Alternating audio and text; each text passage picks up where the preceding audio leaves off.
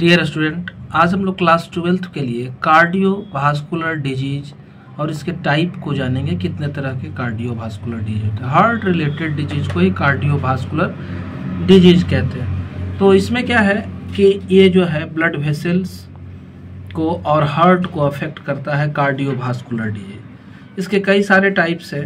इसका पहला टाइप जो हम लोग है देख रहे हैं हाइपरटेंसिव हार्ट डिजीज। इसमें फर्स्ट है आर्टेरियोस्क्लेरोसिस।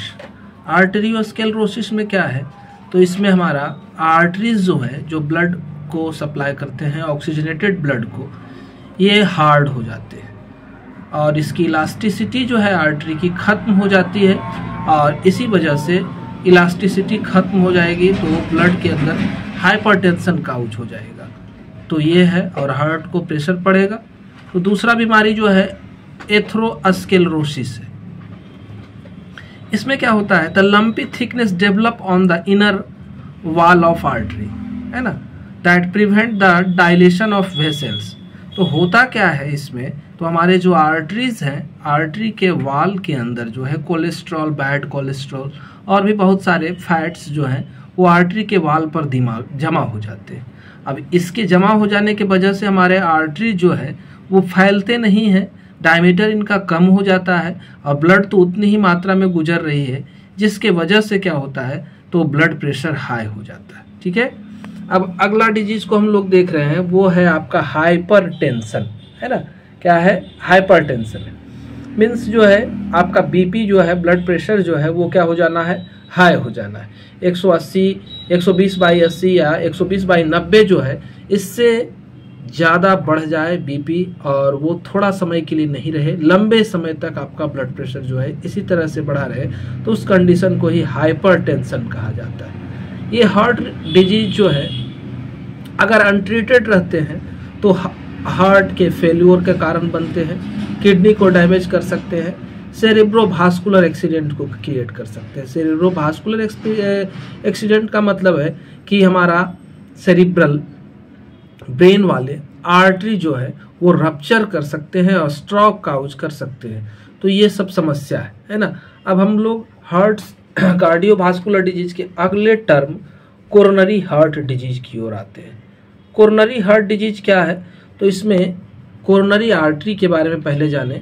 कोरोनरी आर्टरी जो है ये ब्लड को सप्लाई करता है कहाँ, हार्ट मसल्स के अंदर, ऑक्सीजनेटेड ब्लड को पहुंचाता है जिसमें न्यूट्रिएंट वगैरह होते हैं और हार्ट स्वस्थ रहता है। साथ में कोरोनरी सिस्टम में हमारे वेन्स भी होते हैं जो यहाँ से बनने वाले वेस्ट को रिमूव आउट करने का भी काम करते हैं, है ना। तो अगर ये कोरोनरी आर्टरी में समस्या होती है, कोरोनरी आर्टरी में कहीं डैमेज होता है, कोरोनरी आर्टरी ठीक से काम नहीं कर रही होती है, उसमें क्लम्प हो गया या वो डैमेज हो गया, रप्चर कर गया, उस कंडीशन में हमारे हार्ट मसल्स को प्रॉब्लम होगी, हमारा हार्ट काम करने से इनकार करेगा, है ना। तो इसमें अगला एक बीमारी है जो है angina pectoris. Coronary heart disease में एक बीमारी आती है एंजिना पेक्टोरिस। तो इसमें क्या है, sclerosis cause pain in chest. इसमें हार्ट के जो ये क्या कहते हैं, वेन्स हैं, आर्टरीज हैं, उनके अंदर जो है ब्लड सप्लाई में बाधा पहुंचती है, यानी ये ब्लड को अच्छे तरीके से सप्लाई नहीं कर पाते हैं और इस वजह से क्या होता है कि सबसे पहले पेन शुरू होता है, वो कहाँ, chest region, centre of chest से शुरू होता है और धीरे धीरे ये फैलता किस ओर है, तो लेफ्ट आर्म की ओर फैलता है। ठीक है।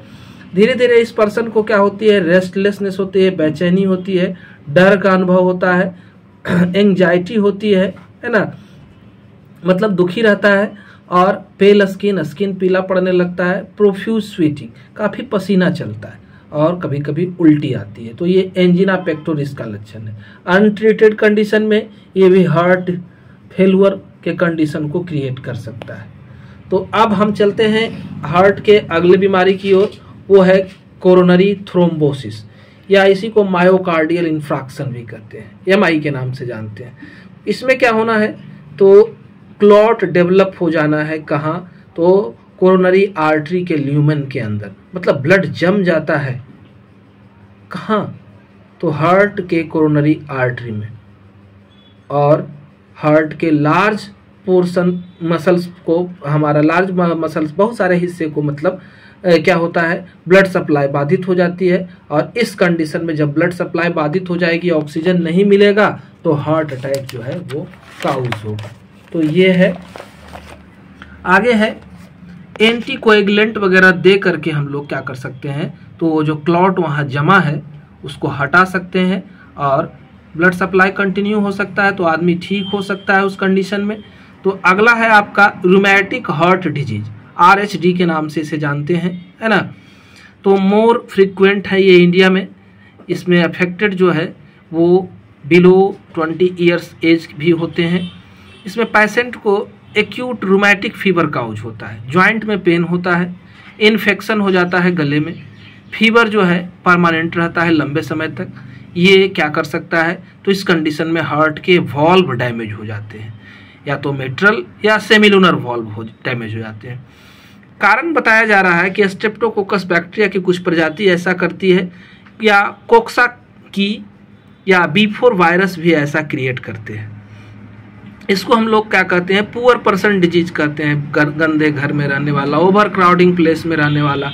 वैसे कंडीशन में जो लेस हाइजेनिक कंडीशन है वहाँ पर अगर ये सर्वाइव करता है तो उसको ये बीमारी हो सकती है।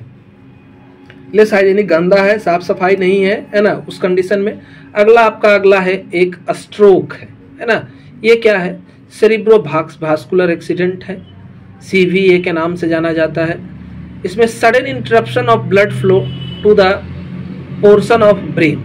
इसमें ब्लड फ्लो बंद हो जाता है, रुक जाता है, किसी कारण से ब्लड फ्लो रुक जाएगा ब्रेन के हिस्से में, है ना। कारण क्या है, रप्चर हो गया कोई ब्लड वेसल्स, है ना, आर्टरी या वेन्स, या फिर हमारा कैपिलरीज वगैरह रप्चर हो जाता है। इस कंडीशन में ब्लॉक हो जाता है ब्लड सप्लाई ब्रेन के हिस्से में, और उस कंडीशन में ब्रेन को ऑक्सीजन और ग्लूकोज की डिफिशियंसी हो जाएगी, है ना, और सर्टेन पार्ट जो है डेथ हो जाएगा ब्रेन का, जिसके वजह से पैरालिसिस या लॉस ऑफ स्पीच जैसे समस्याएं क्रिएट हो सकती है। तो आज हम लोगों ने कार्डियोवास्कुलर डिजीज को जाना। वीडियो पसंद आए लाइक बटन जरूर दबाएं। लगातार हमारे वीडियो को पाने के लिए चैनल को सब्सक्राइब करें। धन्यवाद, हमसे जुड़े रहें।